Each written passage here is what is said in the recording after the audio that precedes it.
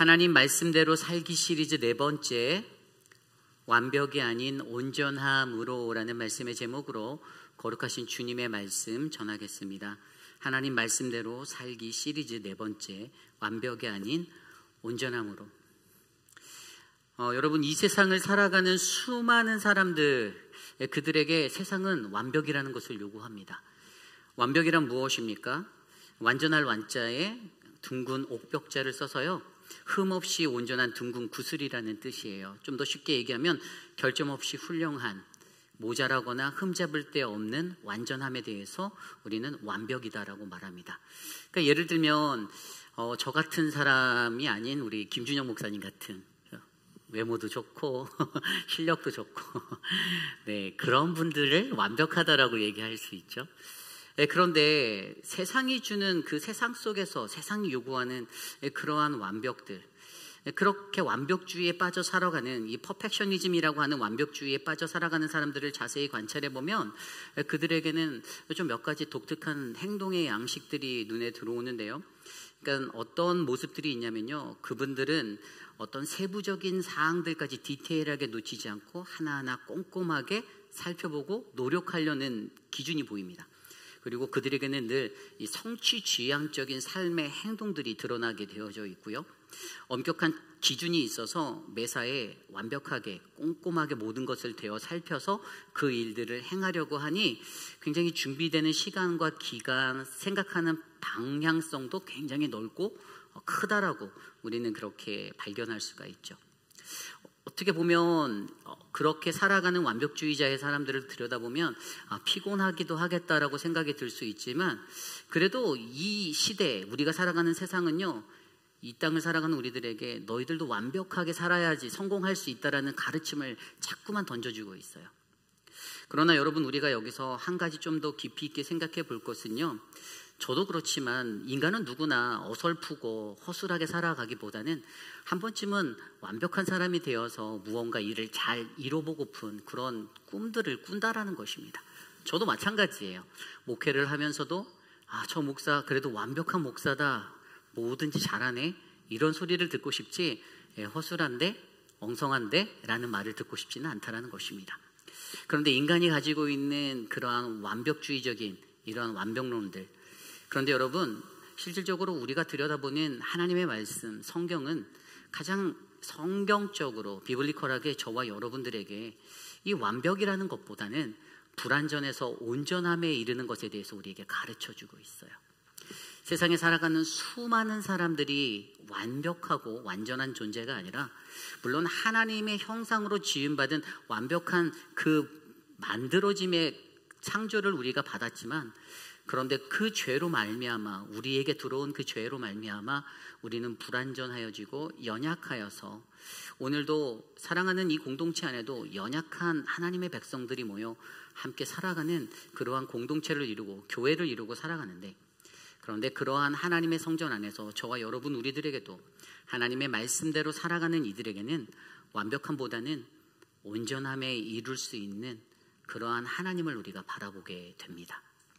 저는요, 오늘 이곳에 모인 저와 여러분 우리 모두가 이 세상이 요구하는 그러한 완벽함보다는 무언가 조금 어설프고 부족하여도 그래도 하나님의 온전함이 드러나는 믿음의 공동체가 우리 공동체가 되기를 간절히 기도드립니다. 오늘 그러한 마음으로 우리가 지난주 수요일부터 들었던 하나님의 말씀대로 살아가기 시리즈 네 번째로 바로 완벽이 아닌 온전함으로라는 말씀으로 하나님의 은혜를 함께 누려보고자 합니다. 오늘 이 시간 저와 여러분 우리 모두에게 주시는 귀한 은혜 가운데 하나님의 크신 은혜가 가득하기를 간절히 기도드립니다. 오늘 하나님 말씀대로 우리가 살아가기 위해서 과연 우리는 어떻게 살아가야 할까? 오늘 열왕기하 10장 18절에서 36절까지의 말씀은요, 세상이 추구하는 완벽이 아닌 바로 온전함으로 이 세상을 살아가라라고 우리에게 말씀해 주고 계십니다. 그래서 오늘 그러한 완벽이 아닌 온전함으로 살기 위해 가장 먼저 우리에게 필요한 것은요, 바로 우리의 삶에 바알을 척결해야 한다입니다. 내 삶의 바알을 척결하라. 여러분, 오늘 말씀 18절부터 27절까지의 말씀은요, 이 예후 왕이요, 이 바알 신앙으로 살아가고 있었던 바알 숭배자들을 다 불러 모으고 그들을 모조리 도륙하는 이 척결의 종교 개혁이 나오고 있습니다. 우리가 어제 말씀에서 살펴보았듯이 예후 왕이 행했던 두 가지가 있어요. 어제 말씀에 나온 한 가지는 무엇이었습니까? 아합 가문을 진멸하는 것이었죠. 하나님께서 이미 그것을 예비해 놓으셨습니다. 열왕기상 19장 15절 18절 말씀에도요, 우상 숭배에 빠져있던 이스라엘을 향해서 분명히 그들의 죄는 예후를 통하여서 예후의 칼에, 또 그러한 예후의 죄는 하사엘의 칼에 어떻게 해요? 또 엘리사의 심판을 통해서 하나님께서 심판하실 것이다라고 이미 말씀해 주셨어요. 결국에 그러한 심판이 북이스라엘이라는 나라에 쌓여져 있었습니다. 오늘 말씀 18절을 보면 예후가 묵백성을 모으고 그들에게 이르되 아합은 바알을 조금 섬겼으나 예후는 많이 섬기리라. 아멘. 예후가요, 사마리아 성에 있는 북이스라엘 사마리아 성읍의 사람들을 다 불러 모읍니다. 그리고 그들에게 뭐라고 말합니까? 아합 왕은 바알 신을 조금 섬겼는데 나는 많이 섬길 거야 라고 말하고 있어요. 여러분, 이것을 뭐라고 표현하냐면요, 그 뒤에 19절 후반부 말씀에 보면 이것이 바로 예후가 바알 섬기는 자를 멸하려 하는 계책이다라고 말했습니다. 예후의 계책이었어요. 예후의 머리에서 오늘 이 두 번째 사명인 이 바알 섬기는 숭배자들을 모조리 도륙해내기 위해서, 진멸하기 위해서 썼던 자신의 계책. 히브리 성경에 보면 이 단어는 오크바라는 단어를 썼는데 이건 잔꾀라는 단어예요. 예후가 잔꾀까지 써가며 자기의 모든 생각들을 다 모아 이 심판을 본인이 행하고자 했다라는 것입니다. 행하고자 했어요. 그래서 오늘 어떻게 합니까? 가장 먼저 그가 미끼를 던지는 거예요. 미끼를. 어떤 미끼를 던집니까? 자신이 몸담고 있는 이 신앙 공동체의 정화를 위해서 자신의 계략을 내서 오늘 아합 왕은 조금 섬겼는데 나는 바알을 많이 섬기는 왕이 될 거야 라고 그렇게 선포하며 사람들을 현혹시키는 것입니다. 그리고 나서 그 뒤에 어떠한 일들이 일어나냐면 20절 말씀에 사람들을 불러 모으죠. 바알 숭배자들을 다 불러 모으라고 합니다. 그들을 한 사람도 빠뜨리지 말고 이곳에 나오라고 그렇게 선포합니다. 그리고 너희들이 그렇게 나오지 않으면 어떻게 된다고요? 결국 너희들은 그것 때문에 죽게 될 것이다 라고 나중에 후에 이야기하죠. 어쨌든 이러한 모습으로 사람들을 한 명, 두 명, 이 사마리아 성에 있는 모든 사람들을 한 사람도 빠지지 않고 바알 숭배자들을 바알 신당으로 다 불러 모으게 되었습니다. 그래서 21절 말씀에 보니까요, 바알을 섬기는 모든 이가 하나도 빠진 자가 없이 다 이르렀고 무리가 바알 신당에 들어가며 바알 신당 이쪽부터 저쪽까지 가득 찼다라고 성경은 기록하고 있습니다. 헤아릴 수 없는 수많은 사람들이 바알 신당에 모였습니다. 거기다가 그 우상 숭배자들을 모아놓고요, 예후가 어떻게 합니까? 그 다음 말씀에 보니까 예복 맡은 자에게 이르러서 예복을 내어줬어요. 아주 예쁜, 아주 아름다운 예복을 나눠주면서 이 그들의 마음에 환심을 사는 거예요. 야, 예후 왕이 이 정도였어? 우리가 믿는 이 바알을 숭배하는 이 자리, 이 예배를 위해서 이렇게 옷까지, 아주 깨끗한 예복까지 나눠준단 말이야? 훌륭한 사람이네. 저 사람이 진짜로 진심을 말하는 거구나라고 믿었을 거예요. 그렇게 그들의 환심을 사고 그들의 마음을 산 다음에 그 다음에 예후가 무엇을 외칩니까? 예후가 자신과 함께 이 사역을 도모했던, 우리가 어제 말씀에서 살펴보았던 여호나답과 더불어서 자신의 병사들에게 이르러서 그 밖에 80명의 병사들을 신당 밖에 세우고 그들에게 명하여 이른 것이 24절입니다. 예후가 80명을 밖에 두며 이르되 내가 너희 손에 넘겨주는 사람을 한 사람이라도 도망가게 하는 자는 자기의 생명으로 그 사람의 생명을 대신하리라 하니라. 아멘. 뭐라고요? 그곳에 있는 바알에 있는 숭배자들, 이미 그 안에서 여호와 하나님을 믿는 사람들은 안전하게 밖으로 다 빼내고 나서요, 그리고 80명을 통해서 그 신당을 애워싸고 한 명도 이곳을 빠져나가지 못하게 하라라고 말합니다. 그것을 어떻게 해요? 너희의 생명을 걸고 너희의 목숨을 다해, 만약에 너희가 한 명이라도 놓치면 너희의 생명이 오히려 해를 입을 줄 알아 라고 엄포를 놓게 되었죠. 어쨌든 그러한 모습으로 강력한 바알 숭배자들을 진멸시킬 자신의 강력한 의지를 자신의 동료들에게 표현하고 매우 엄격하고 엄중하게 이 거사를 진행하라라고 명령합니다. 그렇게 어떻게 되었습니까? 그곳에서 한 사람도 나가지 못하고 모두 다 죽게 되었고요. 결국에 26절, 27절 말씀에 신당에 있는 성으로 가서 바알의 신당에서 목상들을 가져다가 불살라지게 되었고요. 바알의 목상을 헐며 그곳에 그 신당의 자리에 화장실을 만들어 버렸습니다. 그리고 그 화장실이 아직까지 있다라고 성경은 기록하고 있습니다. 여러분, 오늘 이 이야기, 예후가 바알의 숭배자들을 척결하기 위한 이 종교개혁의 스토리를 들여다보면 무엇이 느껴지시나요? 저는 한 가지가 느껴져요. 너무나도 완벽하게 전략적으로 일을 진행하고 있는 그런 예후가 느껴집니다. 예후가 머리가 분명히 좋은 사람이었던 것 같아요. 물론 장꾀라는 이 계책을 사용했다라고 하여도 그가 자신의 행하고자 하는 이 바알 숭배자들의 도륙을 위해서 그들의 마음을 사고 그들을 불러 모으고 그들의 환심을 산 다음에 그들을 단 한 명도 빼뜨리지 않고 모두 다 처형하여서 그 하나님이 원하시는 그 뜻을 이룬 것에 대해서는 정말로 어디 하나 흠잡을 데 없이 완벽하게 이 사역을 감당했다라고 저는 믿습니다.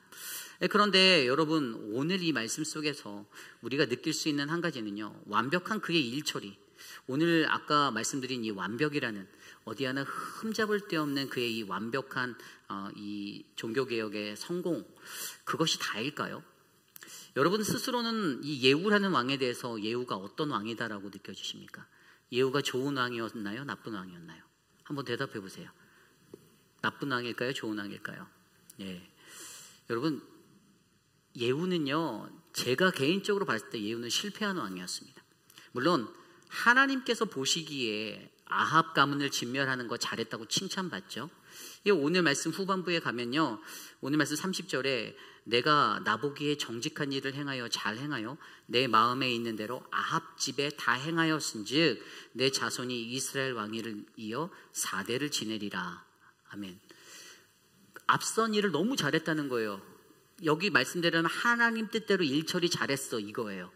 그래서 너희 가족에게 축복을 줄게. 그래서 예후, 너 그리고 너의 아들 여호아하스, 그리고 그의 아들 요아스, 그리고 여로보암 2세, 그리고 스가랴까지 4대 이어지는 그 축복을 왕의 자리를 지켜줄게, 걱정하지 마 했어요. 그런데 여러분 잘 생각해 보십시오. 4대에서 끝나는 거예요. 4대 다음에는요, 또 다른 왕조가 이 예후 왕조를 격파시켜 버립니다. 하나님께서 영원히 주시겠다라고는 그 은혜의 자리에 서지 못했어요. 그런데 거기에는 반드시 이유가 있죠. 왜일까요? 그것은 31절에 나온 대로 예후가 전심으로 이스라엘 하나님 여호와의 율법을 지켜 행하지 아니하였으며 여로보암이 이스라엘에게 범하게 한 그 죄에서 떠나지 아니하였더라. 아멘. 뭐라고요? 예후는요, 근본적인 죄의 뿌리를 지워내지 못했어요. 북이스라엘의 첫 번째 왕이었던 여로보암이 그 금송아지 우상을 만들어서 산당을 만들고 이스라엘 백성들이 예루살렘 성소로 나가지 못하게 방해했잖아요. 하나님께 가까이 나아가는 그 신앙의 길들을 막는 이 범죄함이 이 북이스라엘에는 아주 전통적으로 대대적으로 계속해서 흘러내려갔는데, 하나님 명하신 아합 가문의 진멸에는 너무나도 성공적으로 잘했고, 바알신, 이 바알신들도 여러분, 우리가 엘리야와 격돌했던 그 영적 전쟁, 그때부터 시작됐던 바알과의 격돌이 사실은 오늘 이 말씀의 예후 왕 때 이제 종결이 되거든요. 그런데 그럼에도 불구하고 하나님께서는 그거보다 더욱더 근본적인 여로보암의 죄로 돌이키지 못했던 그것들을 가지고 오늘 예후에게는 제한된 축복을 허락하셨다라는 사실을 우리는 기억하셔야 되는 거예요. 그래서 여러분, 더욱더 중요한 것은 무엇인가 하면요, 오늘 그가 눈에 보이기에 뛰어나고 완벽해 보이는 이 종교개혁이라는 바알 숭배자들을 척결하는 종교개혁을 성공적으로 마쳤지만, 그러나 더욱더 중요한 것은 예후 안에 쌓여져 있었던 바알 숭배의 자리가 씻어지지 못하고 지워지지 못했던 것, 청결되지 못했던 것, 내 삶의 바알을 척결하는 그 은혜의 자리를 그가 놓쳐버렸기 때문에 그는 결국에 하나님이 보시기에, 오늘 역대서의 기자들이 아까 34절에 예후의 남은 사적과 행한 모든 일과 업적은 이스라엘 왕 역대지략에 기록되지 않았다. 역사서에 기록되지 않았대요. 역대기 저자의 관점에서 그런 거예요. 물론 역대기 저자가 남유다의 그 다윗 왕조의 뿌리를 둔 사람들에게 집중하여서 썼기 때문에 이 별 볼 일 없는 왕으로 북이스라엘 왕들을 치부해 버렸고, 또 그의 업적이 완벽해 보이지 않았기 때문에 기록하지 않았을 수도 있지만, 그럼에도 중요한 것은 어쨌든 그 역사설, 그들의 역사서 속에 예후의 이야기가 기록되지 않았다라고 성경은 전하고 있습니다. 여러분, 여기서 우리가 깊이 있게 생각해 보아야 할 것은요, 우리 신앙 공동체의 정화를 위해서 저와 여러분 우리들에게는 바로 우리가 가지고 있는 내 삶의 바알을 척결하셔야 됩니다. 바알이 무엇입니까? 바알은요, 가나안 지역의 농경 문화로부터 시작됐던 것이에요. 그들의 농사가 잘 되기 위해서 그들이 바로 풍요의 신이었던 토지와 생산력을 갖고 있는 그에게 바알에게 예배하고 숭배했어요. 오늘 나의 수확이 더 풍성해지기 원합니다. 내가 더욱더 풍요로워지기 원합니다. 그렇게 가나안 땅과 수리아 지역을 주관하였던 이 신에게 그들이 그렇게 빌며 나아갔습니다. 그런데 결국에 그들이 어떻게 됩니까? 내 삶의 풍요를 바라보며 나아가는 그 신앙, 바로 저와 여러분 우리들의 삶 속에서도 우리에게 잡혀져 있는 바알의 자리가 있다면 내가 성공해야 되는 거예요. 내가 부여로워져야 되는 거예요. 내가 더 좋은 베네핏과 좋은 혜택을 누리는 풍성함 가운데 내가 살아야 된다는 거예요. 그래서 우리가 내 삶의 부요함과 풍성함을 위해서 집중하는 것 때문에 만약에 하나님으로부터 멀어지고 있다면 여러분, 그 죄의 자리가 반드시 깨끗이 척결되어지기를 간절히 축원합니다. 우리들의 삶 속에 분명히 그런 자리가 있을 거예요. 예후도 본인은 하나님의 사명을 감당한다고 하면서도 여전히 자기 안에 남겨져 있었던, 본인이 남겨놨던, 해하지 않았던 이 여로보암의 그 죄의 자리, 분명히 그가 알았을 거예요. 여로보암의 금송아지가 얼마나 하나님으로부터 사람들을 신앙적으로 가라막고 넘어뜨리는지. 그것을 알면서도 그냥 자기에게 주어진 그 사명의 자리, 아합의 가문을 멸하라, 이러한 것들에만 집중, 바알을 멸하는 것에만 집중하여 근본적인 죄의 자리를 고치지 않고 제거하지 않았기 때문에 오늘 그의 삶 속에서 이루어지는 이 모든 것은 사실 실패한 하나님의 사람의 자리였다라고 그렇게 평가되어지고 있는 것입니다. 저와 여러분 우리들의 삶 가운데서 여러분 우리가 갖고 있는 바알이 제하여지기를 부탁드립니다. 출애굽기 20장 4절 말씀에 보면요, 우상이란 무엇인가? 우상은 바로 너를 위하여 새긴 우상을 만들지 말라라고 말씀하신 십계명의 두 번째, 너를 위하여, 나를 위한 거예요. 이게 우상이 되는 겁니다. 나를 위해서 살아가는 거, 나를 위해서 내가 비춰줘야 하고, 내가 뛰어나야 하고, 내가 아웃스탠딩 되어져야 해서 내가 두각을 나타내야 되면 여러분 그것이 우상이 되는 것입니다. 철저하게 하나님의 믿는 거룩한 그리스도인의 사람들은요, 성공적인 모습으로 내 삶의 풍요를 바라보고 나를 위하여 살아가는 존재가 아니라 타자를 위하여, 이웃을 위하여, 공동체를 위하여, 하나님을 위하여 살아가는 믿음의 백성들이 되셔야 할 줄 믿습니다. 저는 사랑하는 우리 회의빛 아닌 장로교회에 바로 저와 여러분 우리의 삶의 바알이 제거되어져서, 그리고 더 큰 하나님의 은혜로 우리 하나님의 유익을 위해, 서로의 유익을 위해 우리가 함께 걸어나가는 하나님 말씀대로 살아가는 믿음의 공동체 되기를 간절히 축원합니다. 이것이 오늘 말씀의 첫 번째 하나님의 말씀대로 살기 시리즈, 바로 완벽이 아닌 온전함으로, 바로 첫 번째 내 삶의 바알을 척결하라입니다. 오늘 마지막으로 두 번째 완벽이 아닌 온전함으로, 바로 우리가 그렇게 살기 위해서 두 번째는요, 하나님의 말씀과 동행하여 돌아서는 온전함을 가지라입니다. 하나님의 말씀과 동행하여 돌아서는 온전함을 가지라. 오늘 말씀 27절 이후의 말씀에 보면요, 예후가 느꼈던 개혁의 한계점이 보입니다. 28절부터 31절까지는요 분명히 이렇게 기술하고 있어요. 28절입니다. 예후가 이와 같이 이스라엘 중에서 바알을 멸하였으나 이스라엘에게 범죄하게 한 느밧의 아들 여로보암의 죄, 곧 베델과 단에 있는 금송아지를 섬기는 죄에서는 떠나지 아니하였더라.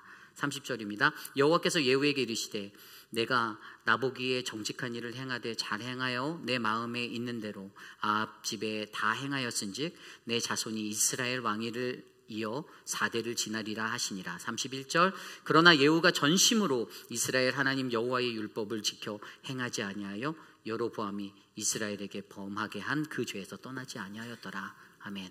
앞서 설명드린 대로 간단해요. 아합의 가족을 진멸하라는 사명은요, 정말 하나님의 뜻대로 잘했다라는 거예요. 그런데 한 가지가 눈에 보이는데, 그것이 아까 설명드린 대로 하나님의 율법을 지키는 일에 온 마음을, 전심을 기울이지 않았다. 그래서 여로보암의 죄에서 끊어내지 못하고 돌이키지 못했다가 바로 보이는 거예요. 그래서 여러분, 이것 때문에 그가 어떻게 됩니까? 32절 이후에 보면요, 이제 이스라엘이 쇠퇴기를 맞기 시작해요. 암몬의 그 하사엘로부터, 하사엘이 이제 쳐들어와서 그 요단의 동편부터 남쪽 경계까지 점령하게 되고요. 그래서 나라가 약해지고요. 그리고 이러한 일들이 계속해서 그들에게 생기게 되는 그 위기가 이제 찾아오게 됩니다. 북이스라엘이라는 나라가 이제 쇠퇴기로 접어들기 시작하는 것이죠. 여러분, 거기에서 우리가 중요하게 바라볼 수 있는 것은요, 결국에 하나님께서는요, 하나님을 믿는 모든 백성에게 완벽함, 모든 일을 잘 처리해서 성공적으로 처리하는 완벽함보다는 순전한 온전함을 우리에게 원하신다는 것을 우리는 알 수가 있어요.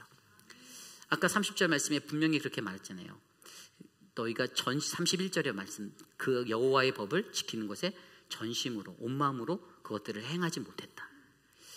하나님께서 저와 여러분들에게 요구하시는 게 바로 전심으로 하나님을 경배하고 하나님을 믿고 따르는 거룩한 백성이 되기를 주님 원하십니다. 여기서 전심으로란 단어가 히브리어로 바로 콜이란 단어인데요. 근데 이 단어는 만사라는 거예요. 모든 것에. 우리 하나님이 원하시는 것은요, 내가 필요할 때만 잠깐 하나님을 의지하고 하나님 믿습니다 하고 가는 것이 아니라 always, 언제나 어느 곳에서든지 오직 내 삶의 모든 것들이 하나님만을 의지하고 내 만사를 주님께 맡깁니다라는 그 믿음의 신앙으로 살아가기를 원하신다는 것입니다. 여러분, 아무리 우리가 교회에서 신앙생활을 잘한다 하여도 99%를 잘했다 하더라도 1%의 죄악이 우리에게 있다라면 여러분, 우리는 구원받지 못할 존재가 될 수 있습니다. 기억하셔야 돼요. 하나님이 원하시는 것은요, 100%예요. 정확하게 하나님은 모든 것을 다 원하십니다. 우리의 모든 것이 하나님만 바라보게 하시고 하나님만 따르기 원하시고 그분의 말씀대로 살아내기를 원하십니다. 오늘 그 말씀을 그래서 자세히 비춰보면 아까 그 말씀 속에서 두 가지 핵심적인 요소가 들어오잖아요. 그러니까 첫 번째가 뭐냐면은 바로 이들이 죄로부터, 여로보암의 죄로부터 돌아서지 못했대요. 그죠? 그런데 31절에 나온 대로 그 이유가 뭐죠? 그 이유가 하나님의 말씀의 것을 지켜내지 못해서, 다른 말로 하면 하나님의 말씀과 동행하지 못하였다라는 거예요. 하나님의 말씀을 지켜내는 삶, 그것은 하나님의 말씀과 동행하는 삶임을 믿으시길 바랍니다. 여러분, 동행하다라는 단어가 무엇입니까? 동행하다, 히브리어로 할라크라는 단어가 있죠. 저와 여러분들이 너무나도 잘 알고 있듯이 이 동행하다라는 이 할라크, 이 단어는 에녹에게도 있었고 노아에게도 있었고 아브라함에게도 있었습니다. 그렇죠? 그들이 하나님과 동행하였다. 여러분, 하나님의 말씀 안에 거하고 그 말씀대로 살아가려고 애쓰는 사람을 우리는 할라크라고 설명할 수 있어요. 누구와 함께 걷는 겁니다. 둘이 같이 걷는 거예요. 그것 때문에 내 삶의 방향성이 내 방향이 아니라 바로 삶의 방식이 나와 함께하는 분의 삶의 방식으로 따라가는 거예요. 우리는 이것을 성경적으로 할라크 동행이다라고 말합니다. 그래서 여러분, 성경에서 보면요, 진짜 이 온전함에 대한 것들을 얘기할 때 이 동행이 많이 나와요. 특별히 이 온전하다라는 단어가 히브리어로는 두 단어가 있거든요. 우리가 잘 알고 있는 샬롬이라는 단어가 히브리어, 이게 평안하세요라는 뜻도 있지만 이게 완전하다라는 단어가 있어요. 꽉 차다. 이 동사로 봤을 때는 이 단어가 실람이라는 단어인데 갚다, 지불하다, 보상하다 이런 뜻이, 보응하다 이런 단어가 있어요. 이게 뭐냐면은 우리가 얻는 이 완전함은요, 하나님께서 베풀어 주신 무언가에 의해서 지불되어져서 우리가 완전해질 수 있다는 것을 설명해 주는 거예요. 그리고 또 다른 히브리어 단어가 이 타밈이라는 단어가 있습니다. 이 타밈이라는 단어는 창세기 7장 1절 말씀에 나오는데, 아브라함이 90세 때에 여호와께서 아브라함에게 나타나 이르시되 나는 전능한 하나님이라 너는 내 앞에서 행하여 완전하라. 이때 행하여가 바로 아까 말씀드린 할라크고요, 완전하라는 단어가 타밈이에요. 행하여 완전하라. 완전하기 위해서 행해야 된다. 하나님과 함께 걸어야 된다. 이걸 설명하고 있어요. 이 타밈이란 히브리어 단어도 이 흠잡을 데가 없는 완전함, 이런 뜻인데요. 이게 뭔가 하면 우리가 성숙해지는 것을 말하는 거예요. 성숙해지는 거. 이 단어가 헬라어로 트랜짓된 게 이제 헬라어로는 텔레이오스라는 단어가 있어요. 전에도 많이 들었죠. 이 성숙한 온전함. 그러니까 성숙함의 그 임무를 위해서 우리가 어떤 소양을 갖춘 자로 하루하루 분량이 올라가는 거예요. 그리스도의 장성한 분량까지 우리가 영적으로 성장해가는 거, 이걸 온전함이다라고 얘기해요. 그리고 또 한 가지 더 중요한 게 있는데 그것이 무엇이냐면 우리가 히브리서 5장 8절에서 9절 말씀 보면 그가 아들이면서도 받으신 고난으로 순종을 배워서 온전하게 되셨은즉 자기에게 순종하는 모든 자에게 영원한 구원의 근원이 되시고. 아멘. 예수 그리스도를 통해서 우리에게 어떻게 온전하게 됨을 가르쳐 주세요. 예수 그리스도가 고난을 받으셨어요. 하나님의 아들임에도 불구하고 고난을 받으셔서 뭐를 배웠죠? 순종을 배웠어요.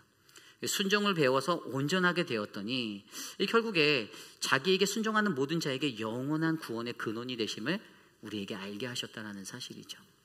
여러분, 그러므로 이때 쓰여진 단어가 이곳에서는 헬라어로 홀로클레로스라는 단어가 쓰였어요. 컴플리트 됐다, 이런 의미인데 결국에 여러분, 저와 여러분들 우리 모두에게 하나님이 주시는 그 온전함의 의미는요, 텔레우스나 홀로클레로스 또는 히브리어 샬롬이나 타민 같은 단어에서도 우리가 무언가 하나님께서 우리에게 대가를 지불해 주셔서 우리를 온전한 자리로 세워주셨고 그것에 따라 우리가 성숙해지는 인생이 되는 것, 결국에 저와 여러분 우리 모두가 우리가 믿는 주 예수 그리스도 안에 거할 때, 그분과 함께 동행할 때 우리는 하나님이 말씀하시는 성경적 온전함에 이룰 수 있다는 사실들을 저와 여러분이 발견할 수 있게 되는 것이죠. 여러분, 그렇습니다. 우리가 믿는 이로서 이 땅에서 살아갈 때요, 우리에게 정말 중요한 것은요, 예수 그리스도와 함께 동행하며 살아가는 삶입니다. 그분의 말씀이 저와 여러분들에게 날마다 묵상되어지고 또 그것이 행동으로 드러나서 하나님으로부터 함께 받는 그 은혜 속에서 우리가 거할 때 저희는 바로 하나님이 말씀하시는 이 성경적 온전함에 이를 수 있는 믿음의 한 사람 한 사람이 될 수 있음을 믿으시기 바랍니다. 저와 여러분들에게 사도 바울이 이런 말들을 했어요. 고린도 교회를 향해서 고린도후서 13장 9절 말씀에 우리가 약할 때 너희가 강한 것을 기뻐하고 또 이것을 위하여 구하니 곧 너희가 온전하게 되는 것이라. 아멘. 우리가 온전하게 되는 것을 너무나도 간구하고 있다는 거예요. 고린도 교회의 성도들이 그렇게 되길 원했다는 거예요. 오늘 저와 여러분 우리도 그러한 존재가 되기를, 우리가 온전한 자 되기를 하나님께서는 바라고 계신다는 사실을 잊지 마시길 바랍니다. 어떠한 삶의 환경에서도 저와 여러분 우리들로 하여금 힘든 인생을 사는 그 시간 속에서도 우리가 하나님의 말씀을 온전하게 붙잡고 주님의 말씀을 잘 지켜서 우리가 우리의 어그러진 삶으로부터 돌아설 수 있는 그 믿음의 은혜가 넘쳐나는 아름다운 삶이 우리 모두의 삶이 되시기를 간절히 기도드립니다. 여러분, 사람은 노력으로, 우리의 개인적인 노력으로 온전함에 이를 수 없습니다. 하나님과 함께 걸어야 성령의 인도하심을 받아 우리는 그 온전함에 이를 수 있습니다. 늘 주님 안에서 주님과 함께 동행하며 하나님의 말씀을 굳게 지켜 승리하는 믿음의 인생이 되시기를 간절히 부탁드립니다. 이것이 오늘 말씀의 마지막, 바로 완벽이 아닌 온전함으로 두 번째 말씀, 하나님의 말씀과 동행하여 돌아서는 온전함을 가지라입니다. 이제 말씀을 정리해 보고자 합니다. 노자가 도덕경에서 45장 챕터 45에서 이런 얘기를 했어요. 위대한 조직에 관해서 이야기를 하는데요, 위대한 조직에 이르는 비결이 있답니다. 근데 그 비결이 뭘까요? 그것은 영원한 미성숙이래요. 근데 제가 그거를 딱 읽는데 어떤 생각이 들었냐면, 위대한 조직은 미성숙하다. 근데 왜 미성숙한 조직을 위대하다라고 할까 했더니 그들에게는 개선의 의지가 있대요. 조금 더 잘 성장하고픈 욕망도 있고, 그래서 성장의 가능성이 그들에게 있대요. 하물며 예수 그리스도 안에 거하는 저와 여러분 우리 모두는 어떨까요? 여러분, 우리는 이 노자가 말하는 이러한 원리보다도 더 큰 보배의 질그릇이 저와 여러분들 안에 있습니다. 예수 그리스도라는 우리가 그 능력이 바로 우리들에게 있어요. 사실 여러분, 저희가 완벽하지 않잖아요, 그죠? 여기서 완벽하신 분 있으면 물구나무를 서서 이 앞으로 걸어 나와 보세요. 없어요. 한 명도 없어요. 예.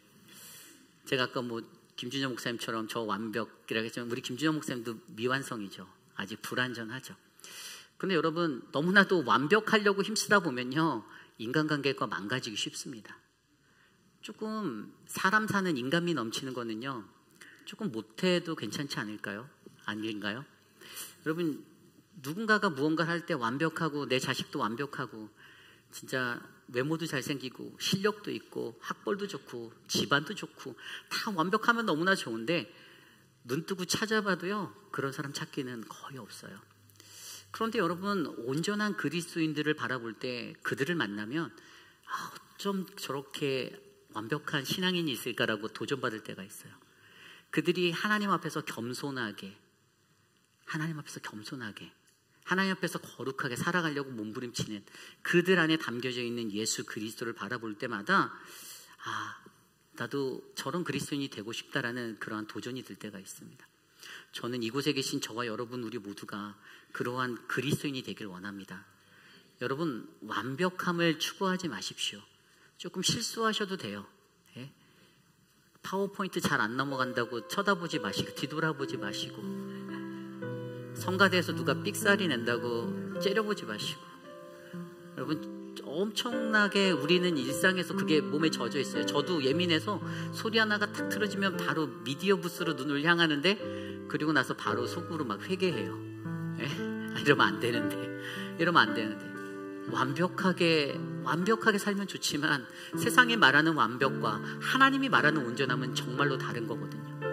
하나님 예수 그리스도를 통해서 우리에게 이루어주신 그 온전함 때문에 우리가 온전한 자가 되는 것이지, 그래서 우리가 그 성숙에 이르는 길을 가는 것이지, 내 노력과 내 공의와 나의 열정과 나의 열심으로 그것을 이룰 수 없다는 것을 우리는 너무나도 잘 알고 있습니다. 오늘 이 시대를 살아가는 우리 회의빛 한인 장로교회에는요, 그런 하나님의 은혜가 가득하기를 원합니다. 여러분, 오늘 말씀처럼 우리가 완벽이 아닌 온전함으로 서기 위해 저와 여러분, 우리 안에 있는 바알의 자리를 척결해 주시기를 부탁드립니다. 끊어내셔야 돼요. 과감하게 제하셔야 됩니다.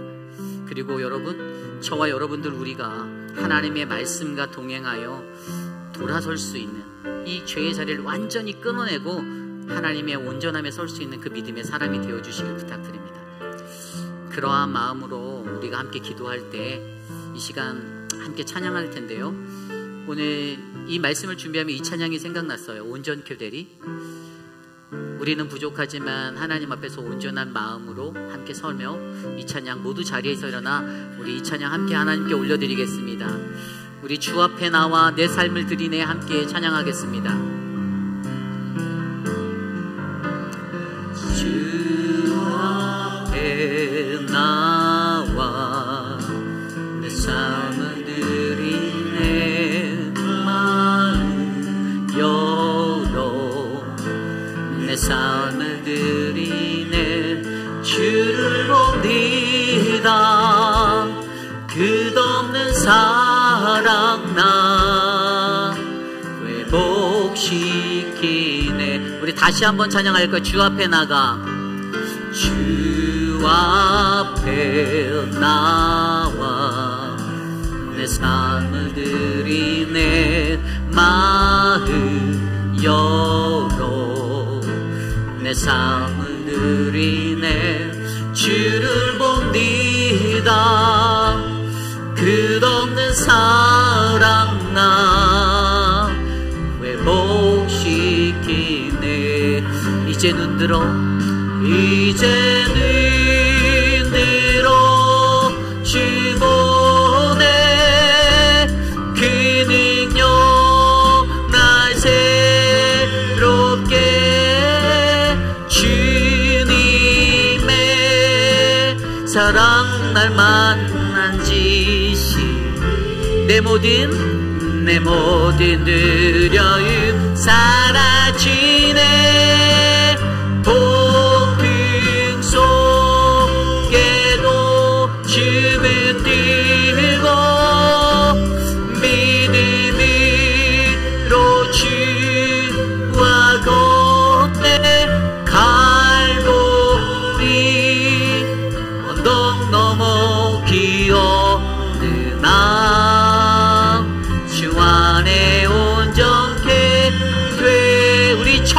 같이 찬양할까요? 주 앞에 나가 주 앞에 내 삶을 드립니다. 주님, 내 삶을 드리네.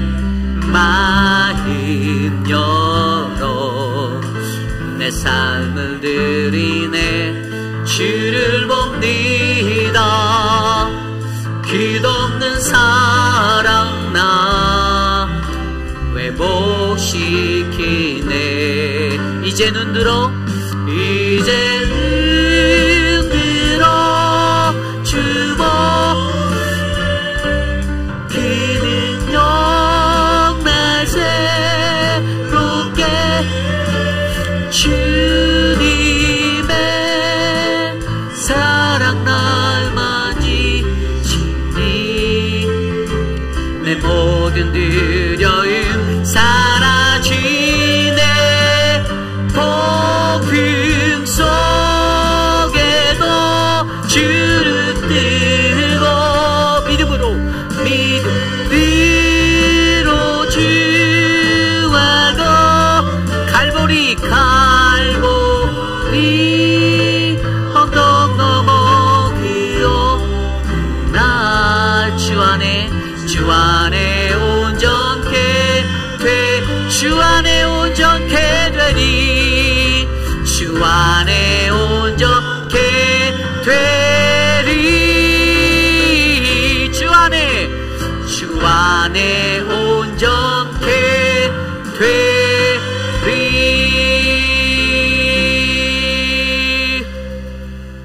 참으로 존귀하신 하나님, 매일의 삶에 하나님의 말씀대로 살아가고자 하는 그 열망이 우리들 안에 가득하기를 간절히 기도합니다.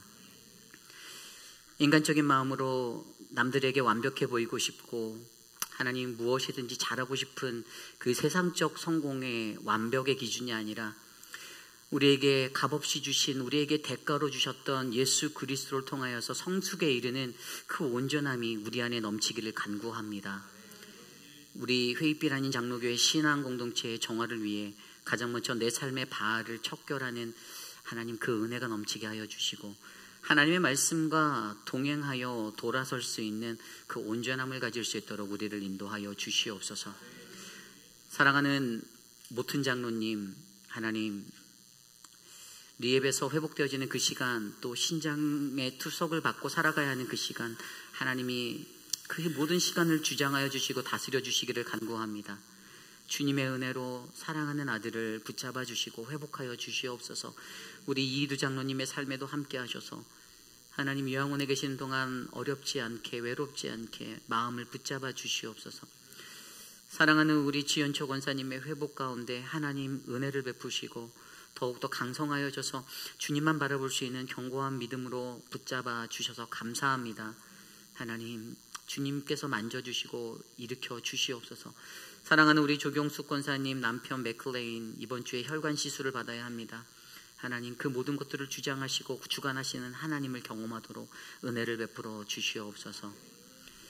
지금은 우리 구주 예수 그리스도의 무한하신 은혜와 그 크신 하나님의 사랑하심과 성령 하나님의 감화감동 교통하심의 역사가 이 세상을 살아가며 오직 하나님의 말씀대로 살아가려고 몸부림치는 사랑하는 우리 회의빛 아닌 장로교회의 모든 성도들 마음과 저들의 머리 위에, 사랑하는 모든 가족들 머리 위에 지금으로부터 영원토록 함께 하시기를 간절히 축원하옵나이다. 아멘.